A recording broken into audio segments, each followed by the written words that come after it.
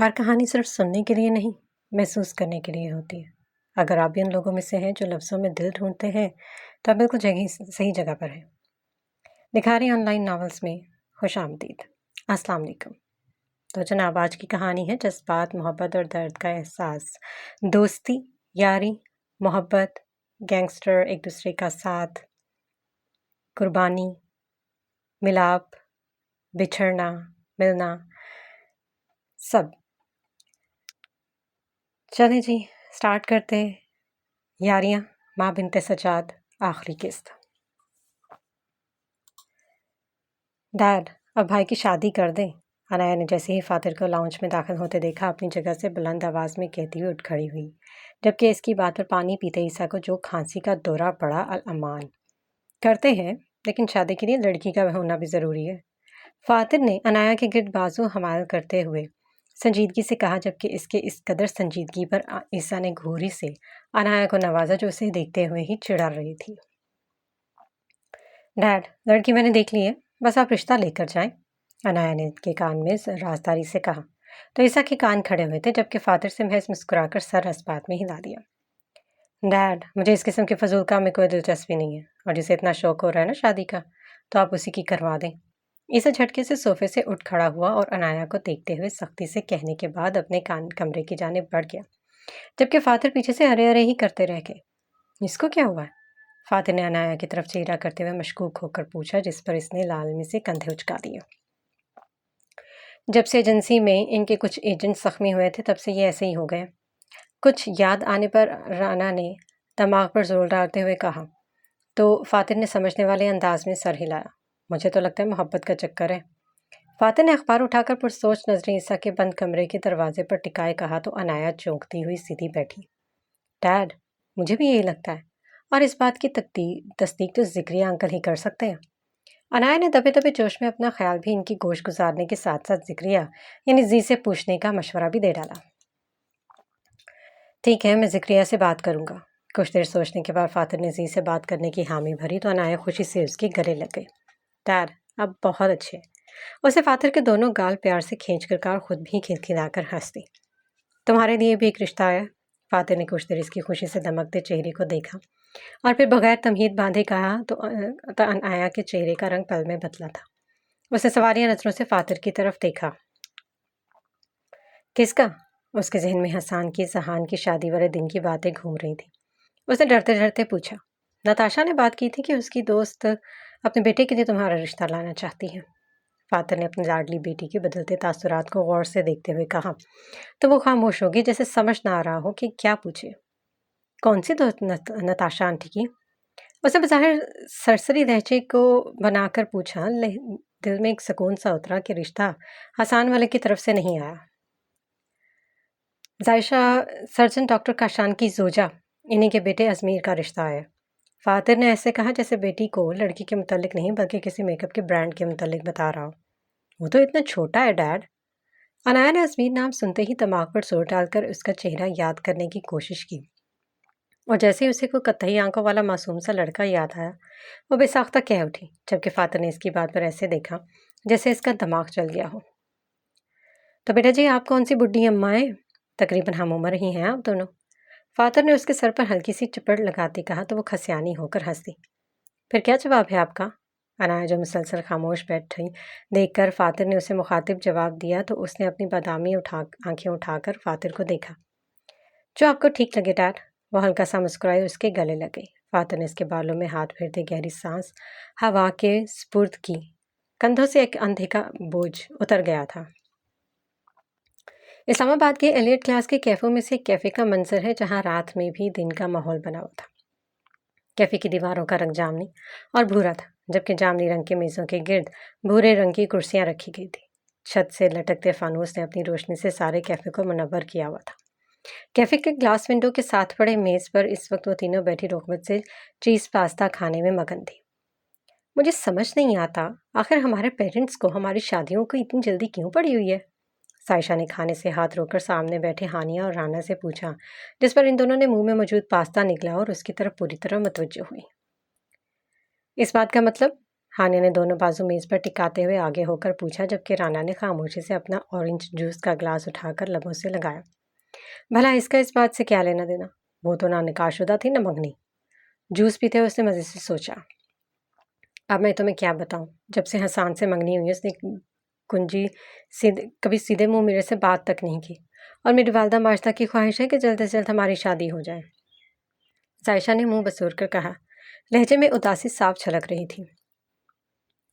زائی آپی، پہلے یہ تو بتائیں، آپ کو شادی ہونے کی اداسی ہے یا اس انگریزی لنگور کی آپ سے سیدھے منہ بات نہ کرنے کی؟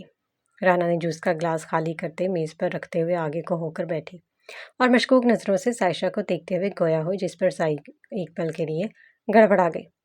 تم نا اپنی بکواس بند کرو، عائشہ نے اپنی خفت مٹانے کی خاطر اسے ٹپٹنے والے انداز میں کہا، تو رانا نے کرسی کی پشت سے ٹیک لگا لی اور کندھے اچکا دی، جیسے کہنا چاہ رہے ہو کہ آپ جو مرضی کہیں، مجھے سب پتہ ہے۔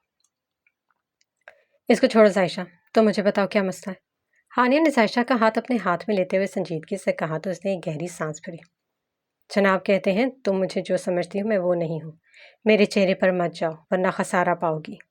عائشہ نے ہاتھ جھلا جھلا کر ایسے کہا جیسے ابھی کچھ دیر پہلے حسان نے اسے یہ کہا ہو، جبکہ اس کی یہ بات پر رانا نے بمشکل اپنے کہے کا گلا گھونٹا تھا۔ پھر تم نے کیا کہا؟ ہانیہ کی تجسس بھری آواز پر رانا بھی عائشہ کی طرف متوجہ ہوئی۔ محبت میں نفع اور خسارہ نہیں دیکھا جاتا، محبت میں تو بس محبوب کو دیکھا جاتا ہے۔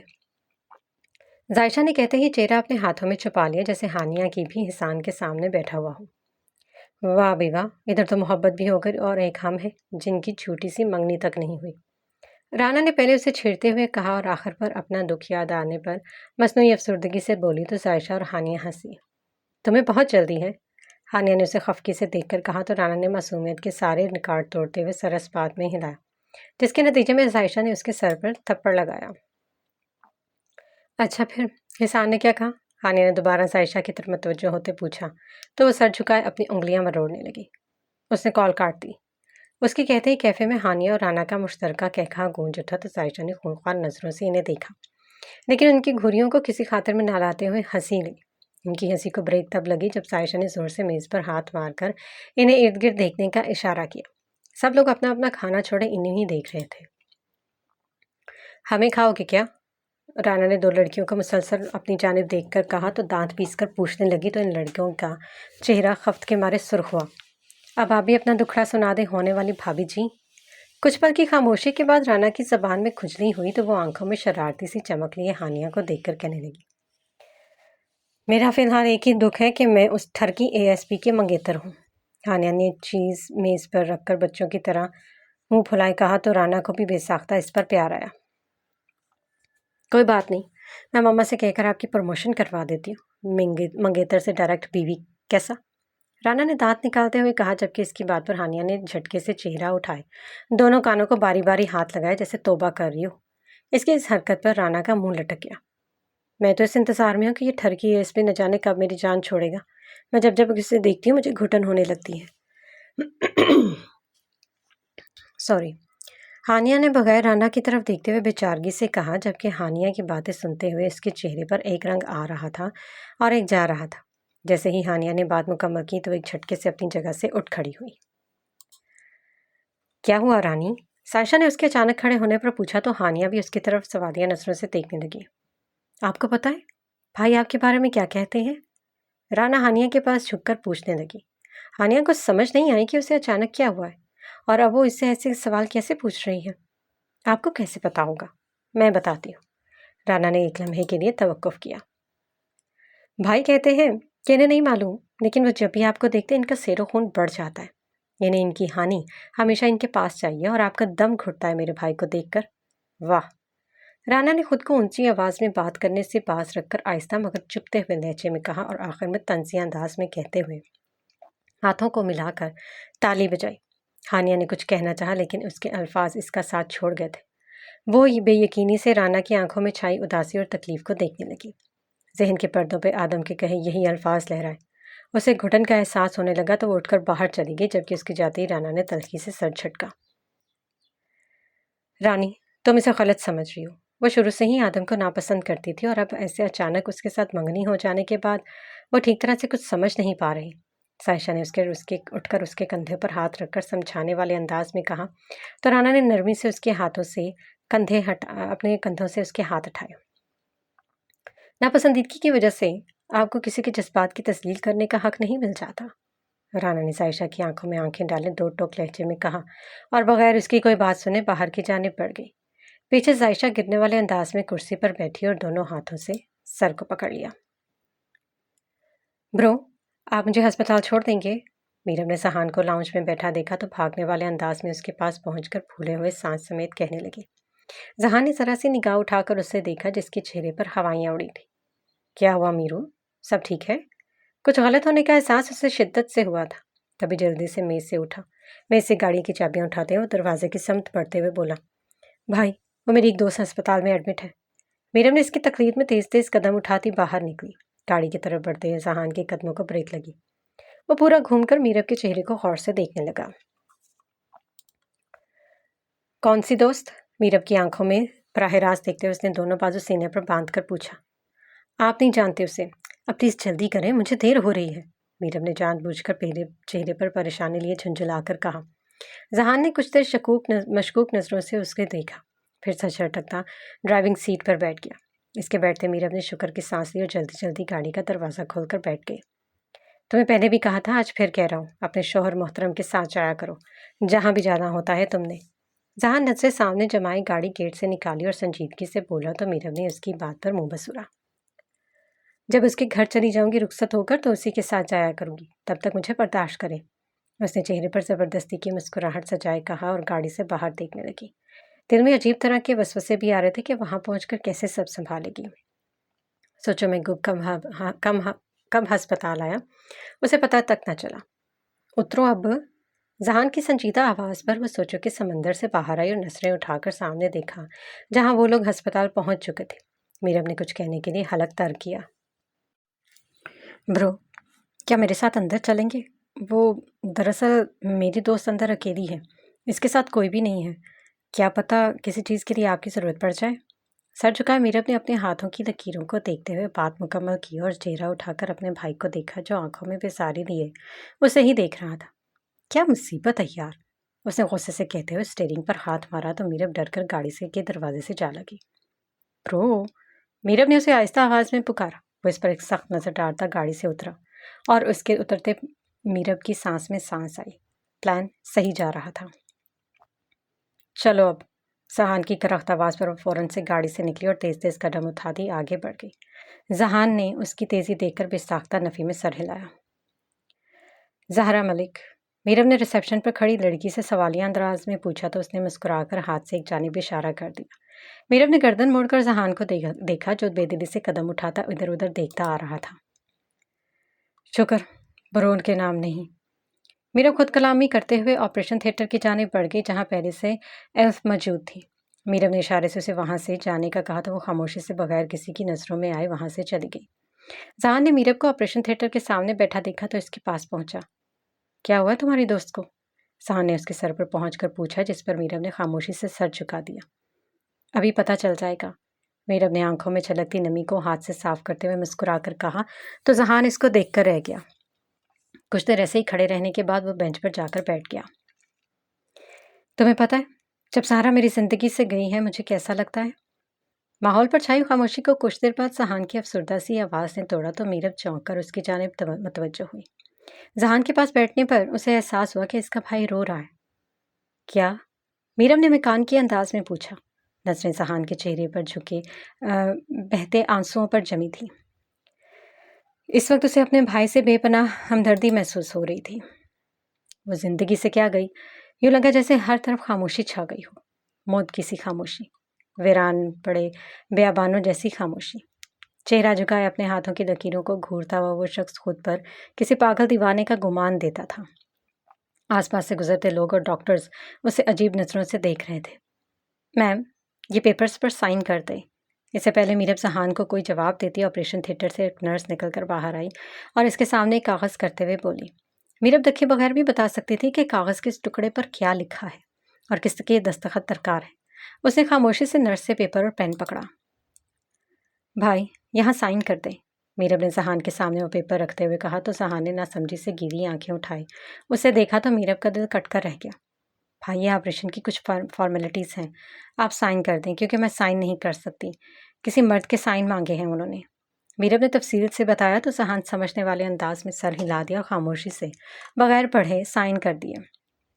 سائن ہوتے ہی میرب نے وہ پیپرز واپس نرس کو دیا اور وہ آپریشن تھیٹر کی طرف چلی گئی. آپ کو اس کی کیا بات سب سے زیادہ یاد آتی ہے؟ نرس کے جاتے ہی میرب نے اپنا پورا رخ اس کی جانب کرتے ہوئے پوچھا تو سہان نم آنکھوں سمیت مسکرا دیا. مجھے پوری کی پوری یاد آتی. اس کی ہنستی مسکراتی شرارت سے بھرپور آواز سننے کے لیے میرے کان ترس گئے. تم جانتی ہو نا وہ کہاں ہے؟ پلیز اسے کہو مجھے معاف کر دے. وہ مجھے جیتے جی مار رہی ہے.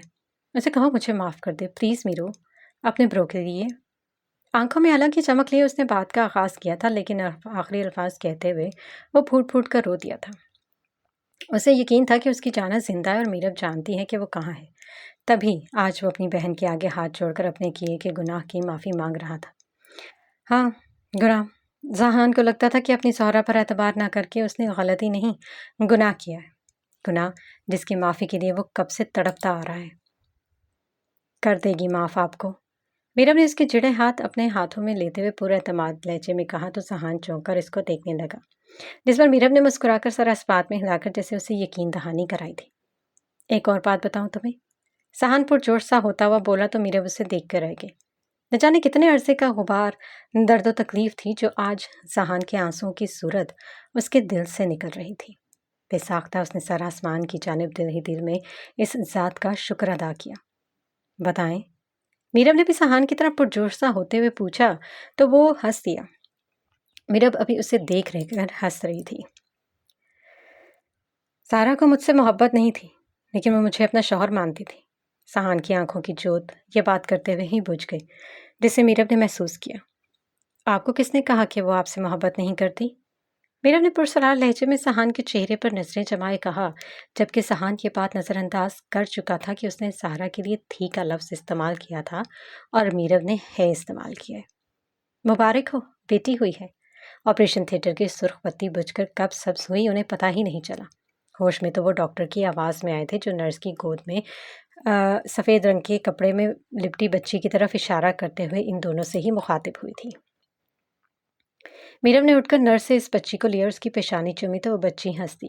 گلابی پھولے ہوئے گالوں والی بچی اپنی بڑی بڑی سیاہ آنکھیں کھولے میرب کو ہی دیکھ رہی تھی. سہان اپنی جگہ سے اٹھا 2 قدم کی میرب کے پاس آیا اور اس بچی پر نظر پڑتے اس کی آنکھیں ساکت ہو گئی جبکہ میرب اس کی حالت سے بے خبر کبھی بچی کے چھوٹے چھوٹے ہاتھ چومتی تو کبھی اس کے پھولے ہوئے گالوں پر پیار کرتی. زنایا. سہان نے بڑبڑاتے ہوئے قدم پیچھے کی جانب اٹھانے شروع کر دیے جبکہ یہ نام سنتے ہی میرب نے بری طرح چونک کر اسے دیکھا جو بغیر مڑے الٹے قدم لیتے پیچھے جا رہا تھا. آپ کو کیسے پتا اس کا نام زنایا ہے؟ میرب کی حیرت میں ڈوبی آواز پر بھی اس کے قدم نہیں تھم. وہ مسلسل کچھ بڑبڑاتے ہوئے پیچھے جا رہا تھا.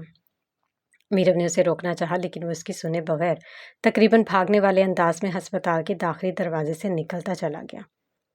تمہارے ڈیڈ کو پتہ نہیں کیا ہو گیا؟ میرب نے زنایا کے ننھے سے ہاتھ کو پکڑ کر افسردگی سے کہا تو وہ تواتر سے رونے لگی جیسے اپنی پھپھو کی اداسی میں اداس ہو رہی ہو. ارے میرا پیارا بیبی چپ کر جا پلیز. میرب زنایا کو دیکھتے حقیقتاً پریشان ہوتی بولی تو زنایا فوراً چپ ہو کر اسے دیکھنے لگی. میرب نے جھک کر اس کی پیشانی چومی اور فون اٹھا کر کسی کو میسج کرنے لگی. برو اپنی زنایا سے تو مل دیں. میسج لکھ کر بھیجنے کے بعد زنایا کو گود میں لیے بینچ پر بیٹھ گئی کیونکہ زہرا کو بھی ابھی کمرے میں شفٹ کیا جا رہا تھا. ہسپتال کے گیٹ کے باہر کھڑے سہان نے فون کی آواز پر میسج کھول کر دیکھا تو اس کی آنکھوں سے آنسو زار و قطار بہنے لگے. میرے رب تیرا لاکھ لاکھ شکر ہے. بے ساختہ اس نے سر آسمان کی طرف اٹھا کر نم آنکھوں سے کہا اور خود کو نارمل کرتے ہوئے واپس قدم اندر کی جانب بڑھا دیے اپنی جانا اور زنایا کے پاس، ذہان کی چھوٹی سی دنیا کے پاس. 2 سال بعد ہال میں ہر طرف رنگ و بو کا سامان تھا. رنگ برنگے ملبوسات پہنے مہمان ایک دوسرے سے خوش گپوں میں مصروف تھے. اسٹیج کی طرف آئے تو سفید کاٹن کے سوٹ پر کالی واسکر پہنے عیسیٰ کی گود میں 2 سال کے پھولے پھولے سرخ گالوں اور بڑی بڑی کالی آنکھوں والی بچی بیٹھی کھلکھلا کر رانا کی کسی بات پر ہنس رہی تھی اور رانا اور عیسیٰ کے ساتھ ہی اسٹیج کی دوسری طرف رکھے صوفے پر ازمیر سفید کاٹن کے سوٹ پر میرون واسکٹ پہنے ساتھ بیٹھی ہلکے گلابی رنگ کی فراک میں ملبوس انایا کو آنکھوں کے ذریعے دل میں اتار رہا تھا۔ ذرا بیٹا کم ہیئر۔ ذہان نے عیسیٰ کی گود میں بیٹھی ثنایا کو اپنی طرف آنے کا اشارہ کرتے ہوئے بلایا تو وہ عیسیٰ اور رانا دونوں کی گالوں پر باری باری پیار کرتے ہوئے اسٹیج سے اتر کر سیدھا ذہان کے گلی لگی۔ ڈیڈی ذنایا مس یو آر لاٹ، اپنے چھوٹے چھوٹے ہاتھوں سے اشارہ کر کے کہتے ہوئے وہ ذہان کو بہت پیاری لگی تھی۔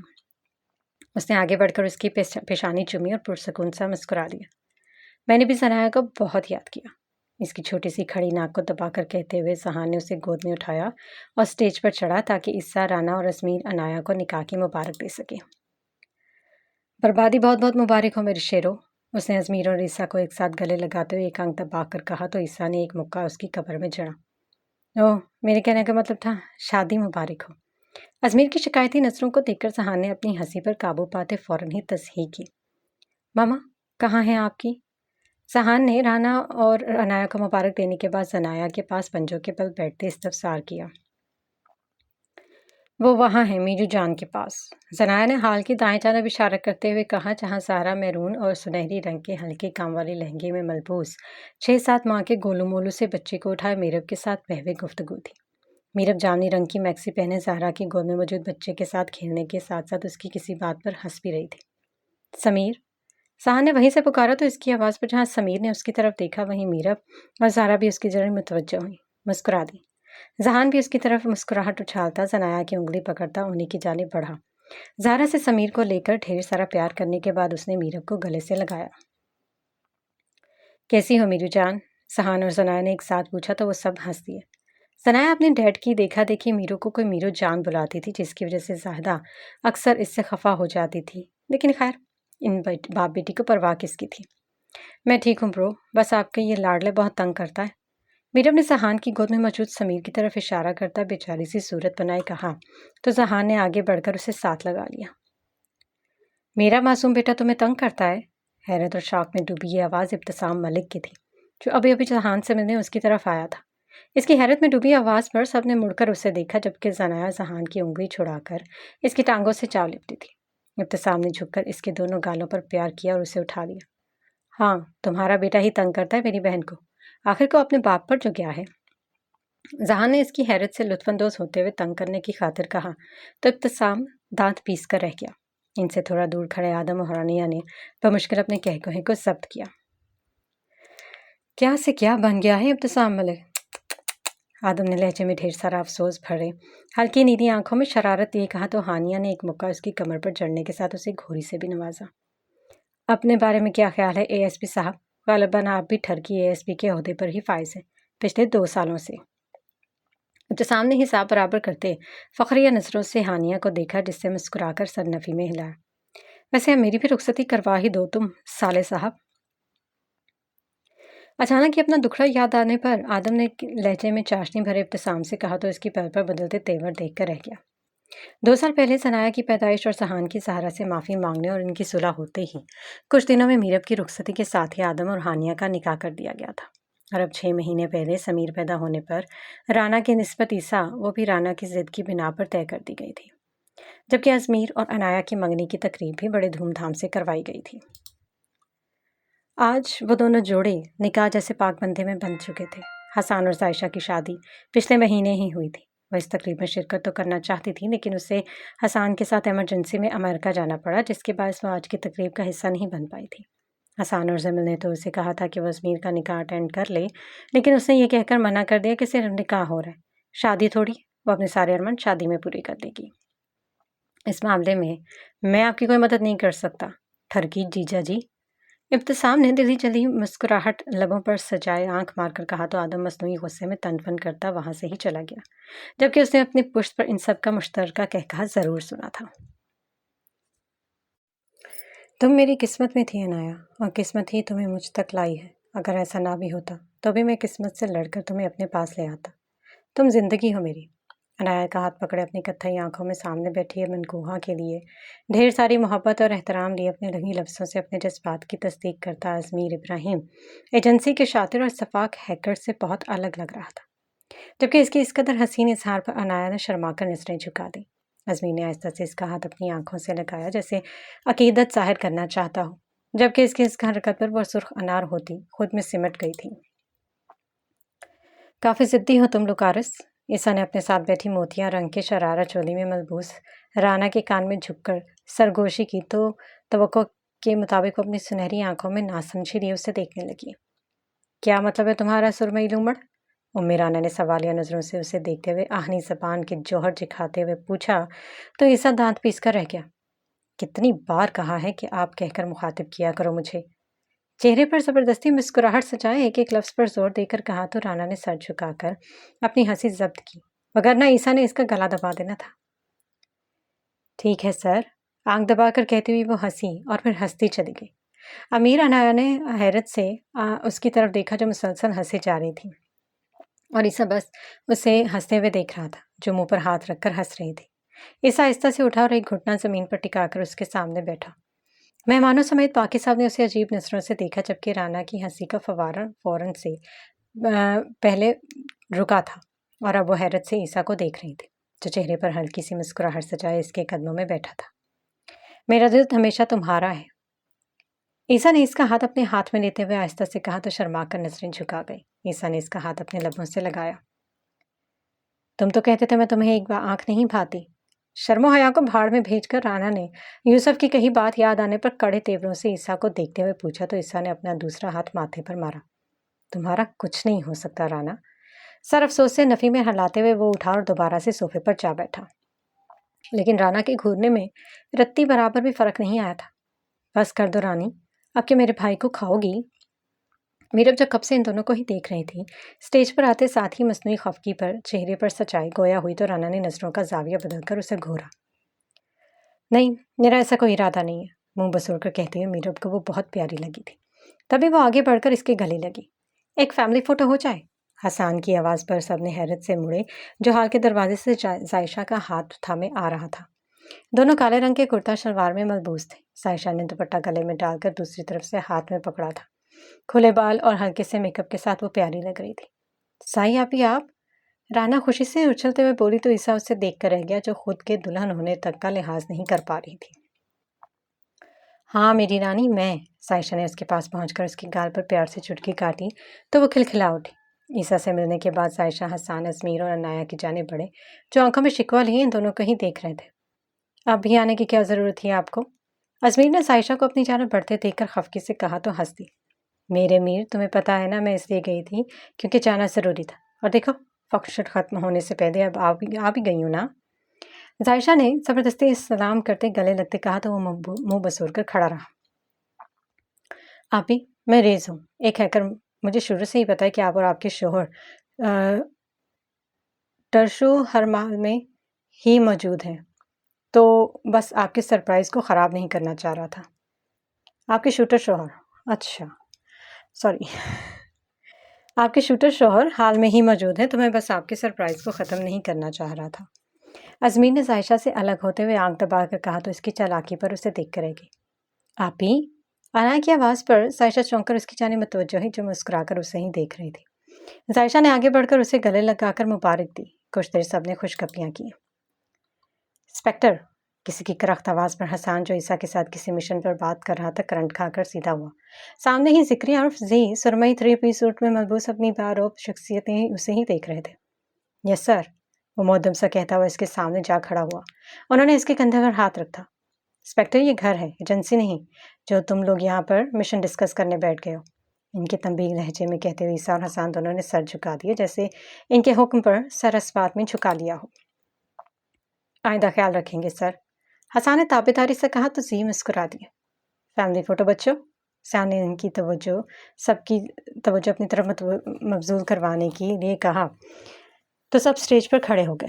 نتاشا، آشان، حیات، زعیم، زمل کاشان اور جنت زیان صوفوں پر بیٹھے تھے۔ ان کے ساتھ فاتر اور نادیہ ابو بھی تھے، جبکہ بچے کچھ ان کے پیچھے کھڑے تھے اور کچھ ان کے سامنے بیٹھ گئے۔ سمیر نتاشا کی گود میں، جبکہ ثنایا کو ذہان نے اٹھا رکھا تھا۔ اسمائل، کیمرہ مین نے اپنے مخصوص پروفیشنل انداز میں کہا تو ان سب نے چہرے پر مسکراہٹ سجا دی اور اس لمحے کو ہمیشہ ہمیشہ کے لیے قید کر لیا۔ بابا، ایک گانا پلیز۔ मीरब ने आशान के बाजू के साथ लगकर बच्चों जैसा मुंह बनाकर कहा तो आशान ने सर हंसबात में हिलाया और इसके हामी भरते अजमेर जल्दी से गिटार ले आया, जैसे उन्होंने पहले ही सारा इंतजाम कर रखा हो। आशान ने इन सबको देखते हुए गाना ख़त्म किया। सहान ने भी उसका साथ दिया था। गाने के ख़त्म होते ही पूरा हाल तालियों से गूंज उठा। दोस्ती का एक और बाब अपने इख्तिताम को पहुंचा था, लेकिन हर इख्तिताम के साथ एक नया आगाज़ भी जुड़ा होता है। तो जनाब, हमें कमेंट्स में ज़रूर बताइएगा कि कहानी आप लोगों को कैसी लगी और कैसा रहा आप लोगों का ये यारियां का सफ़र। तो मिलते हैं अब इंशाल्लाह नई कहानी और नए किरदारों के साथ। हमारे साथ रहिएगा, अपना ख्याल रखिएगा। अल्लाह हाफ़िज़।